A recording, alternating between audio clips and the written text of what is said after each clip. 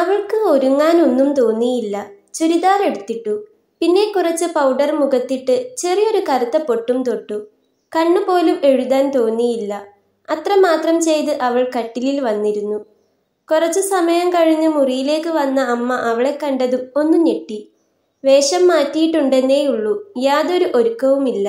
അല്ലെങ്കിൽ ഒരുങ്ങിയാൽ സുന്ദരിയായിരിക്കേണ്ടതാണ്. ഇത് ആകെ പനിച്ച് കോലം കെട്ടതുപോലെ. മുഖമാണെങ്കിൽ കടന്നല് കുത്തിയതുപോലെ വീർപ്പിച്ചു വെച്ചിട്ടുണ്ട്. അനു, ഇങ്ങനെയാണോ നിന്നോട് ഒരുങ്ങാൻ പറഞ്ഞത്? ഇതിലും നന്നായി നീ വീട്ടിൽ നിൽക്കുമ്പോൾ ഒരുങ്ങാറുണ്ടല്ലോ. ഇങ്ങനെ കണ്ടാൽ ഇതിപ്പോൾ നിനക്ക് ഇഷ്ടമില്ലാത്ത ഒരു കല്യാണത്തിന് നിർബന്ധിച്ച പോലെയുണ്ടല്ലോ. അമ്മ ദേഷ്യത്തിൽ തന്നെയാണ് അനുവിനോട് അത് പറഞ്ഞത്. അനു അമ്മയെ ഒന്ന് മുഖം കൂർപ്പിച്ചു നോക്കി. നീ എന്താ എന്നെ നോക്കി പേടിപ്പിക്കുകയാണോ? അമ്മ ചോദിച്ചു. അതുതന്നെയല്ലേ സത്യം. എനിക്കിഷ്ടമില്ലാത്ത കല്യാണത്തിന് എന്നെ നിർബന്ധിച്ചത് തന്നെയല്ലേ ഇത്? കുറച്ചു ദിവസമായി അമ്മയോട് എന്തെങ്കിലും സംസാരിച്ചിട്ട്. എന്നാൽ ഇപ്പോൾ ഇത് ചോദിക്കാതിരിക്കാൻ അവൾക്കാകുമായിരുന്നില്ല. ശരിയാ, നിനക്ക് ഇഷ്ടമില്ലാത്ത കല്യാണത്തിന് നിന്നെ നിർബന്ധിക്കുക തന്നെയാണ് എന്നു കരുതി ഇങ്ങനെയാണോ? അവർ വരുമ്പോൾ ആദ്യം നോക്കുന്നത് നിന്നെയാണ്. നീ ഇങ്ങനെ ഒരുങ്ങാതെ മുഖവും വീർപ്പിച്ച് അവർക്ക് മുൻപിൽ പോയി നിന്നാൽ അവരെന്ത് കരുതും? അല്ല, ഇനി അങ്ങനെ എന്തേലും ചെയ്ത് അവരെക്കൊണ്ട് ഈ കല്യാണം വേണ്ടെന്ന് പറയിപ്പിക്കാനാണ് നിന്റെ ഉദ്ദേശമെങ്കിൽ അച്ഛൻ പറഞ്ഞത് നിനക്ക് ഓർമ്മയുണ്ടല്ലോ. കുടുംബത്തോടെ അങ്ങ് ചാവാം, അതാ നല്ലത്. വീണ്ടും അമ്മയുടെ ഉറച്ച ശബ്ദത്തിലുള്ള ഭീഷണി. അനുവിന് വീണ്ടും സങ്കടവും തളർച്ചയും തോന്നി. അവൾ ഒന്നും പറഞ്ഞില്ല. ഒന്നുമില്ലേലും ആ കണ്ണെങ്കിലും ഒന്ന് എഴുതി വെക്ക്. അതും പറഞ്ഞ് അമ്മ അവളെ ഒന്ന് തറപ്പിച്ചു നോക്കിക്കൊണ്ട് മുറിക്ക് പുറത്തേക്ക് നടന്നു. അവൾ ദേഷ്യത്തിൽ കണ്ണാടിക്ക് മുൻപിൽ വന്നു നിന്നു. എല്ലാം കൂടി അവൾക്ക് പെരുത്തു കയറുന്നുണ്ടായിരുന്നു. അതിൻ്റെ കൂടെ തന്നെ സങ്കടവും.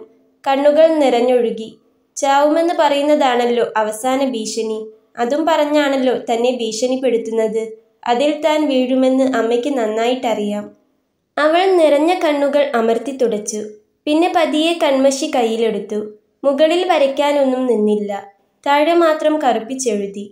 കറുപ്പിനാൽ അതിർവരമ്പുകൾ വരച്ചതിനുള്ളിൽ കണ്ണുനീർ നിറഞ്ഞു നിൽക്കുന്നു. അതിലേക്ക് തന്നെ നോക്കി നിൽക്കുമ്പോൾ അന്നാദ്യമായി ആൽബിന്റെ മുഖം അവൾക്കുള്ളിലേക്ക് ഓടി വന്നു. ആ മുഖം അവളെ വല്ലാതെ അലോസരപ്പെടുത്തി. അവനെക്കുറിച്ച് ഓർക്കുമ്പോൾ ഇതുവരെ തോന്നിയിട്ടില്ലാത്തൊരു തരം വേദന ഉള്ളിൽ നിറയുന്നു. അവൾക്ക് അത്ഭുതം തോന്നി. അവന്റെ പേരും പറഞ്ഞ് വീട്ടിൽ ഇത്രയും പ്രശ്നങ്ങൾ നടന്നിട്ടും മറ്റൊരാളുമായി വിവാഹം നടത്തുമെന്ന് പറഞ്ഞിട്ടും അവനെക്കുറിച്ച് ഓർത്തിട്ടില്ലായിരുന്നു. എന്നാൽ ഇപ്പോൾ മറ്റൊരാളുടേതാകും താനെന്ന് ചിന്തിക്കുമ്പോൾ അവന്റെ മുഖമാണ് മനസ്സു നിറയെ നിറഞ്ഞു നിൽക്കുന്നത്. അവനെക്കുറിച്ച് ഓർക്കുമ്പോഴാണ് വേദന തോന്നുന്നത്. അതെന്തായിരിക്കും അങ്ങനെ? അതിനർത്ഥം താനും അവനെ സ്നേഹിച്ചിരുന്നു എന്നാണോ? അല്ലെങ്കിൽ സ്നേഹിച്ചു തുടങ്ങിയ എന്നാണോ? അവളുടെ നെഞ്ചിടിപ്പ് ഉയർന്നു. 11 മണിയായതും അവളുടെ വീട്ടുമുറ്റത്തൊരു കാർ വന്നു നിന്നു. ആ വണ്ടിയുടെ ശബ്ദം കേട്ടപ്പോൾ തന്നെ അനുവിന് വീണ്ടും വല്ലാതെയായി തുടങ്ങിയിരുന്നു. വല്യമ്മ രാവിലെ തന്നെ വന്നിട്ടുണ്ട്. വല്യച്ഛൻ കുറച്ചു മുൻപാണ് എത്തിയത്. പിന്നെ അച്ഛനും അമ്മയും തന്നെയാണുള്ളത്. ഏട്ടന്മാരോട് ഇതേ പറ്റിയൊന്നും പറഞ്ഞിട്ടില്ലെന്ന് അനുവിന് അറിയാമായിരുന്നു. അവരുണ്ടായിരുന്നെങ്കിൽ ഒരു ധൈര്യമായിരുന്നു. അവൾക്ക് അവരില്ലാത്തതിൽ സങ്കടവും കൂട്ടത്തിൽ ചെറിയൊരു പേടിയും തോന്നി. വല്യമ്മയാണ് ഈ ആലോചന കൊണ്ടുവന്നതെന്ന് കുറച്ചു മുൻപാണ് അറിഞ്ഞത്. അതറിഞ്ഞപ്പോൾ മുതൽ അനുവിന് കുറച്ചു പേടി അധികമാണ്. എന്തായാലും നല്ല ആലോചനയൊന്നും അറിഞ്ഞുകൊണ്ട് അവർ കൊണ്ടുവരില്ലെന്ന് അവൾക്ക് ഉറപ്പായിരുന്നു. അമ്മയ്ക്കും അച്ഛനും ഒപ്പം തന്നെ അവരെ സ്വീകരിക്കാൻ വല്യമ്മയും വല്യച്ഛനും മുൻപിൽ തന്നെ നിൽപ്പുണ്ട്. അവളുടെ അമ്മയ്ക്ക് എന്തോ ചെറിയൊരു പേടി തോന്നി.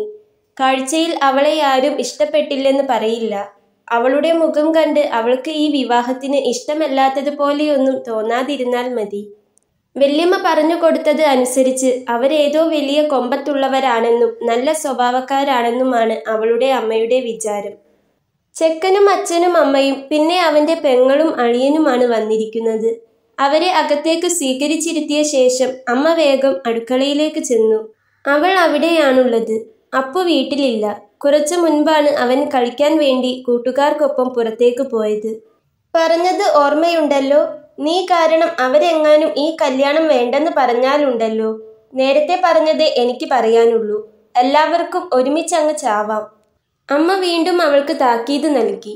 ഒരു നിമിഷം ഇത് തന്റെ അമ്മയല്ലെന്ന് വരെ അവൾക്ക് തോന്നി. തന്റെ അമ്മയുടെ രൂപമുള്ള ഏതോ ഒരു സ്ത്രീ. തന്റെ അമ്മ ഒരിക്കലും ഇങ്ങനെയായിരുന്നില്ല. അവൾ അമ്മയെ ദയനീയമായൊന്നു നോക്കി. എല്ലാം നിന്റെ നല്ലതിനു വേണ്ടിയാ. ദാ ഇത് പിടിക്ക്. അതും പറഞ്ഞ് അമ്മ അവളുടെ കയ്യിലേക്ക് ചായ ഗ്ലാസ് വെച്ചിട്ടുള്ള ട്രേ കൊടുത്തു. അവളുടെ നോട്ടം കണ്ടിട്ടാവണം അവളുടെ അമ്മ അവളോട് അങ്ങനെ പറഞ്ഞത്. അവൾ അതിനൊന്നും പറഞ്ഞില്ല. എങ്കിലും അവൾക്കുള്ളിൽ അവരോടൊരു പുച്ഛം നിറഞ്ഞു നിന്നു. ചായ എടുത്തോളൂ അനി. അപ്പോഴേക്കും വല്യമ്മ അവിടേക്കെത്തി. അവർക്ക് മുൻപിൽ നീ എപ്പോഴും വെക്കുന്നത് പോലെ മുഖമൊന്നും കയറ്റി വെക്കരുത്. അവരൊക്കെ വലിയ ആളുകളാ. അവർക്കതൊന്നും ഇഷ്ടപ്പെട്ടെന്ന് വരില്ല, കേട്ടല്ലോ. വല്യമ്മയുടെയും ഉപദേശം എത്തി. അവൾ വല്യമ്മയെ ഒന്ന് തറപ്പിച്ചു നോക്കി. അവളുടെ ആ നോട്ടം കണ്ടതും വല്യമ്മ പിന്നെയൊന്നും പറഞ്ഞില്ല. അവളിൽ നിന്നും വേഗം നോട്ടം മാറ്റിക്കളഞ്ഞു. എന്നാ നമുക്ക് അങ്ങോട്ടേക്ക് ചെല്ലാം. അതും പറഞ്ഞ് വല്യമ്മ രണ്ടു കൈയിലും പലഹാരം വെച്ച പ്ലേറ്റുമായി മുൻപിൽ നടന്നു. നടക്ക്. അമ്മ അത് പറഞ്ഞതും അവൾ പതിയെ വല്യമ്മയ്ക്ക് പിറകിലായി നടന്നു. അവൾക്ക് പിറകെ അമ്മയും. അമ്മയുടെ കയ്യിലും പലഹാരം വെച്ച പ്ലേറ്റ് ഉണ്ടായിരുന്നു. വല്യമ്മ അത് മേശപ്പുറത്ത് വെച്ചതും അമ്മയും അവരുടെ കയ്യിലുള്ളത് മേശപ്പുറത്ത് വെച്ചു. അവൾ ആരെയും മുഖമുയർത്തി നോക്കിയില്ല. വിറയ്ക്കുന്ന കാലുകളോടെ അവൾ വന്നവർക്കരികിലേക്ക് ചെന്ന് ട്രേ നീട്ടി. അതിൽ നിന്നും എല്ലാവരും ഓരോ ഗ്ലാസ് എടുത്തു. ഏറ്റവും അവസാനമാണ് ചെക്കൻ എടുത്തത്. എല്ലാവരുടെയും നോട്ടം അവളിൽ തന്നെയാണ്. അവളെ കണ്ട് എല്ലാവരുടെയും കണ്ണുകൾ ഒന്ന് വിടർന്നിരുന്നു. അവർ വിചാരിച്ചതിനേക്കാളും ഒക്കെ ഭംഗിയുണ്ടായിരുന്നു അവൾക്ക്. ചെറുക്കൻ്റെയും നോട്ടം അവളുടെ മേൽ തന്നെയാണ്. ഒറ്റ നോട്ടത്തിൽ തന്നെ അവൻ അവളിൽ വീണുപോയിരുന്നു എന്നതാണ് സത്യം. എന്നാൽ അവരിലേക്ക് നോക്കാത്തതുകൊണ്ട് തന്നെ അനു ഇതൊന്നും അറിഞ്ഞിരുന്നില്ല. ഇതാണ് കുട്ടി. അവൾക്കരികിലേക്ക് വന്ന് അവളുടെ വലതുകൈ പിടിച്ചുകൊണ്ട് വല്യമ്മയാണ് അത് പറഞ്ഞത്. അവൾക്ക് അപ്പോൾ ആ കൈ തട്ടിയെറിയാനാണ് തോന്നിയത്. എങ്കിലും അത്രയാളുകളുടെ മുൻപിൽ വെച്ചായതുകൊണ്ട് തന്നെ അവൾ സ്വയം നിയന്ത്രിച്ചുകൊണ്ട് പതിയെ അവരുടെ കയ്യിൽ നിന്നും കൈയെടുത്തു മാറ്റി. ഡിഗ്രി കഴിഞ്ഞല്ലേ? പെട്ടെന്നാണ് വന്നവരിൽ നിന്നും അങ്ങനെയൊരു ചോദ്യം വന്നത്. അവളൊന്ന് തലയുയർത്തി നോക്കി. അവൻ്റെ അമ്മയാണ്. അവൾ അതേ എന്ന് തലയാട്ടി. ഇനി എന്താ പരിപാടി? അതും ചോദിച്ചത് അവൻ്റെ അമ്മ തന്നെയാണ്. അത് അവൾക്ക് PGക്ക് പോകണമെന്നാ. അവൾ എന്തെങ്കിലും പറയുന്നതിന് മുൻപേ അവളുടെ അമ്മ ഇടയിൽ കയറി പറഞ്ഞു. അവൾ അമ്മയെ ഒന്ന് നോക്കി. ആവണമെങ്കിൽ ആവാം. അതിന് മറുപടി പറഞ്ഞതും അവൻ്റെ അമ്മ തന്നെയാണ്. എന്തോ അവൾക്ക് ആ മറുപടിയിൽ അത്ര സുഖം തോന്നിയില്ല. അതുകൊണ്ട് തന്നെ അതുവരെ മുഖമുയർത്തി ആരെയും നോക്കാതിരുന്ന അവൾ അപ്പോൾ വന്നവരെ ഒന്ന് നോക്കി. അമ്മയ്ക്കരികിൽ ചുരിദാറിട്ടൊരു യുവതി ഇരിപ്പുണ്ട്. അവൻ്റെ സഹോദരിയാകണം. അവൾക്കരികിൽ ഒരു യുവാവും അവനോട് ചേർന്നുകൊണ്ട് തന്നെ വേറൊരു യുവാവും, പിന്നെ അച്ഛൻ്റെ പ്രായമുള്ള ഒരാളും. ദേ ഇവനാണ് ചെറുക്കൻ. ഇനി കണ്ടില്ലെന്ന് പറയരുത്. വല്യമ്മയാണ് നേർത്തൊരു ചിരിയോടെ അത് പറഞ്ഞത്. അവളൊന്നും പറഞ്ഞില്ല. ശില കണക്കെ അങ്ങനെ നിന്നു. ഞാൻ ഇവരോട് പറയുകയായിരുന്നു, സൂരജിനെ പോലെ ഒരാളെ കിട്ടാന്ന് വെച്ചാൽ അത് അനുവിൻ്റെ ഭാഗ്യാണെന്ന്. ജോലിക്ക് ഗവൺമെന്റ് ജോലി. വലിയില്ല, കുടിയില്ല. പിന്നെയുള്ളത് ദേ ഈ അമ്മയും അച്ഛനും. ഇവളാണെങ്കിൽ എപ്പോഴെങ്കിലും ഒന്ന് വരും. എന്തുകൊണ്ടും അനുവിൻ്റെ ഭാഗ്യ. വല്യമ്മ വലിയ കാര്യത്തിൽ പറഞ്ഞു. അതാ ഞാനും പറയുന്നേ. എനിക്ക് അറിഞ്ഞൂടെ ഇവരെ പറ്റിയെന്ന്. എപ്പോഴത്തെയും പോലെ വല്യച്ഛനും പറഞ്ഞു. പിന്നെ ഓരോ വിശേഷം പറച്ചിലും മറ്റുമായി കുറച്ചു നേരം മെല്ലെ കടന്നുപോയി. എന്നാൽ പിന്നെ ഇവർക്ക് എന്തെങ്കിലും സംസാരിക്കാനുണ്ടെങ്കിൽ. സൂരജിന്റെ അച്ഛനാണ് അത് പറഞ്ഞത്. അതു കേട്ടതും വല്യമ്മയടക്കം അനുവിൻ്റെ വീട്ടുകാരുടെ മുഖം മങ്ങി. അതിപ്പോ പ്രത്യേകിച്ചെന്താ സംസാരിക്കാൻ? ഇവൾക്ക് സൂരജിനെ ഇഷ്ടപ്പെടാതിരിക്കാൻ തരമില്ല. നിങ്ങൾക്കും ഞങ്ങളെ കുട്ടിയെ ഇഷ്ടപ്പെട്ടില്ലേ? എന്നാ നമുക്ക് ഇതിന്റെ ബാക്കി എന്താണെന്ന് നോക്കാം. അങ്ങനെയല്ലേ? വല്യമ്മയുടെ മനസ്സറിഞ്ഞതുപോലെ വല്യച്ഛനാണ് അത് പറഞ്ഞത്. ഒന്നാലോചിച്ചപ്പോൾ സൂരജിന്റെ വീട്ടുകാർക്കും അത് തന്നെയാണ് നല്ലതെന്ന് തോന്നി. ഇനി പെണ്ണും ചെക്കനും സംസാരിക്കുമ്പോൾ പെണ്ണിന് ഈ കല്യാണത്തിനെങ്ങാനും സമ്മതമല്ലെന്ന് പറഞ്ഞാലോ? അതിലും നല്ലത് വേഗം ഈ കല്യാണം അങ്ങ് നടത്തുന്നതാണ്. അവളുടെ അമ്മയും അച്ഛനും പിന്നെ പൊട്ടന്മാരാണല്ലോ. ഏട്ടനും ഏട്ടത്തെയും പറയുന്നതിന് സമ്മതമെന്ന് പറയുന്നത് പോലെ തലയാട്ടിക്കൊണ്ടിരുന്നു. അവൾക്ക് പിന്നെ ഇതിൽ യാതൊരു പുതുമയും തോന്നിയില്ല. ഇങ്ങനെയൊക്കെ തന്നെയാവും സംഭവിക്കുകയെന്ന് അവൾ മുൻകൂട്ടി കണ്ടു കാണണം. സൂരജിന് പക്ഷേ അങ്ങനെയായിരുന്നില്ല. അവളോടൊന്ന് സംസാരിക്കണമെന്നൊക്കെ ഉണ്ടായിരുന്നു. പക്ഷേ അതിന് തടസ്സം നിന്ന വല്യച്ഛനോട് അവന് ചെറുതല്ലാത്തൊരു നീരസം തോന്നി. അനുവിൻ്റെ അമ്മയുടെ വീട്ടുകാരോടും കൂടി ആലോചിച്ച് അന്വേഷിച്ചിട്ടൊരു തീരുമാനം പറയാമെന്ന് അവളുടെ അച്ഛൻ പറഞ്ഞു. ആ പറഞ്ഞതിനോട് വല്യമ്മയ്ക്കൊരു നീരസം തോന്നി. സൂരജിൻ്റെ വീട്ടുകാർക്കും അതെ. അവരുടെ മുഖമൊന്ന് മങ്ങി. അത് കണ്ട വല്യമ്മ ഒന്നുമില്ല, ഇതുതന്നെ നടക്കുമെന്ന് കണ്ണുകൊണ്ട് കാണിച്ചു. പെണ്ണു കണ്ട അന്നു തന്നെ കല്യാണത്തിന് സമ്മതം പറയുന്നത് ശരിയല്ലല്ലോ.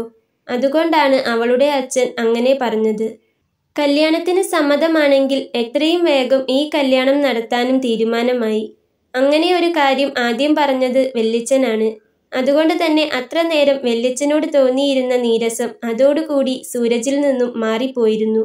അവന്റെ മുഖത്തെ കാർമേഘം മാറി അവിടം തെളിഞ്ഞു. അവിടെ നിന്ന് യാത്ര പറഞ്ഞിറങ്ങുമ്പോഴും സൂരജിന്റെ കണ്ണുകൾ അവളിൽ തന്നെയായിരുന്നു. പക്ഷേ അനുവിൽ നിന്നും ഒരു നോട്ടം പോലും സൂരജിന് നേരെയുണ്ടായില്ല. അതവനിൽ വല്ലാത്തൊരു നിരാശ തീർത്തിരുന്നു. എങ്കിലും അത് അവളുടെ നാണമാകുമെന്ന് കരുതി അവൻ വെറുതെ ആശ്വാസം കണ്ടെത്തി. കുറച്ചു ദിവസമായി അനുവിനെ ഒന്ന് കണ്ടിട്ട്. അതുകൊണ്ട് തന്നെ കല്യാണ പരിപാടിയെല്ലാം കഴിഞ്ഞു വരുന്ന വഴിക്ക് അവർ നേരെ ചെന്നത് അനുവിന്റെ വീട്ടിലേക്കാണ്. ആരോ കോളിംഗ് ബെൽ അടിക്കുന്ന ശബ്ദം കേട്ടാണ് അനുവിന്റെ അമ്മ ചെന്ന് വാതിൽ തുറന്നത്. വാതിൽ തുറന്നതും കാണുന്നത് അഖിലിനെയും അമലിനെയുമാണ്. അവരെ കണ്ടതും അമ്മയൊന്നു വല്ലാതെയായി. പെണ്ണുകാണലിനെ പറ്റി അറിഞ്ഞിട്ട് ചോദിക്കാൻ വരുന്നതായിരിക്കുമോ? എന്താണ് ഇവരോട് പറയാതിരുന്നതെന്ന് ചോദിച്ചാൽ എന്തു പറയും? അമ്മയ്ക്ക് അവരുടെ മുഖത്തേക്ക് നോക്കാൻ ചെറിയൊരു പ്രയാസം തോന്നി. നിങ്ങളാരും എന്താ കല്യാണത്തിന് വരാതിരുന്നേ? അകത്തേക്ക് കയറിക്കൊണ്ട് അഖിൽ ചോദിച്ചു. അത് ഞങ്ങൾ ഇന്നലെ പോയി പോന്നു. ആണോ? കണ്ടില്ല. അമ്മയും അച്ഛനും ഇന്നലെ പോയി. ഇന്നെന്തോ വെയ്യെന്ന് പറഞ്ഞു പോയില്ല. അവരകത്തേക്ക് നടന്നു.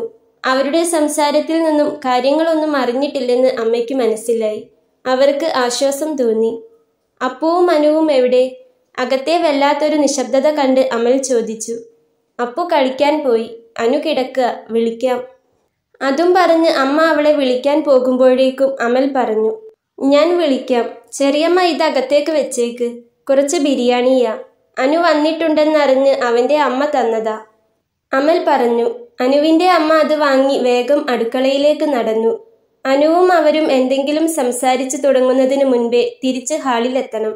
അതുകൊണ്ട് പാത്രമൊന്നും കഴുകാൻ നിന്നില്ല. അടുക്കളയിൽ കൊണ്ടുവെക്കുക മാത്രം ചെയ്തു. ശേഷം വേഗത്തിൽ ഹാളിലേക്ക് വന്നു. അവളുടെ മുറിയുടെ വാതിൽ അടഞ്ഞു കിടപ്പാണ്. അവർ ചെന്ന് വാതിലിന്റെ ഹാൻഡിലിൽ പിടിച്ചതും വാതിൽ തുറന്നു വന്നു. നോക്കുമ്പോൾ അനു ചുമരിനോട് തിരിഞ്ഞു കിടക്കുകയാണ്. അവർ അവൾക്കരികിലേക്ക് ചെന്നു. നിഷ്കളങ്കമായി ഉറങ്ങുന്ന അവളെ അവരൊരു നിമിഷം നോക്കി നിന്നു. ഇപ്പോഴും അവളെ എടുത്തു നടന്നതാണ് ഓർമ്മ. എത്ര വേഗമാണ് കാലം പോയത്. ഒരു നിമിഷം വളരേണ്ടിയിരുന്നില്ല എന്നവർക്ക് തോന്നി. അനു എഴുന്നേറ്റേ, എന്തൊരുറക്കാ ഇത്? അവരവളെ തട്ടി വിളിച്ചു. 2-3 പ്രാവശ്യം വിളിച്ചപ്പോഴാണ് അവൾ കണ്ണു തുറന്നത്.